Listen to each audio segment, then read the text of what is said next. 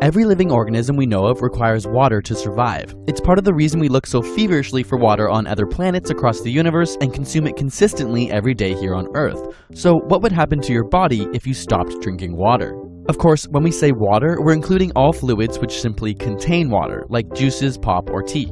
Much like the desire to breathe in oxygen, thirst is a survival instinct. H2O is the most abundant molecule in the human body, making up, on average, 65% of an adult. As a universal solvent, it carries nutrients and hormones through the body, regulates body temperature, cushions our joints, and even lubricates our eyes. You produce around 1.5 liters of urine every day, with another liter lost from breathing, sweating, and pooping. So it's essential that the body replaces this liquid. The thirst center of the brain is located in the hypothalamus and is constantly using sensors in your blood vessels to monitor the amount of sodium and other substances in your body. For example, if you sweat too much, your blood volume and pressure fall. The brain then detects this change and creates the urge to drink something now. So what happens if you're unable to satisfy this thirst? The initial signs of dehydration are the obvious dry mouth, following which your urine becomes darker with a stronger odor as your body attempts to conserve more fluids. The lack of H2O then begins to affect your brain. You might feel lightheaded, have a slower response time, and decreased ability to feel pain. In fact, when you're dehydrated, your brain tissue literally shrinks. In studies observing hydrated versus dehydrated participants, the same task required more brain power and oxygen in dehydrated individuals compared to those fully hydrated.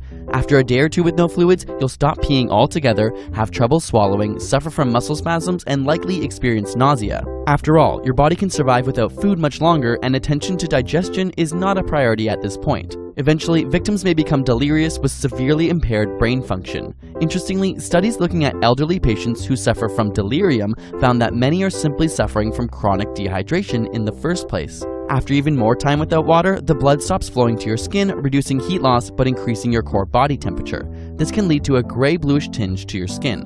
Beyond 3 to 5 days without water, and your body will begin to shut down its organs and eventually the brain. Of course, unlike the plentiful oxygen we breathe, only 2.5% of all Earth's water is fresh, most of which is locked up in glaciers, ice caps, and underground lakes known as aquifers, leaving less than 1% available for drinking. And most of this water is actually used to grow crops. Approximately 500 billion liters of fresh water is used daily for agriculture in the USA alone, with another 500 billion liters to cool electric power plants. And as our personal drinking sources become increasingly contaminated, over 783 million people on Earth are unable to access clean water. Scientists around the world are trying to find solutions to this problem, from attempts to remove salt from the ocean water, tap into underground aquifers, and creating innovative water filtration systems. If we look to space, NASA has developed technology for astronauts to turn their urine into water more pure than what we drink on Earth.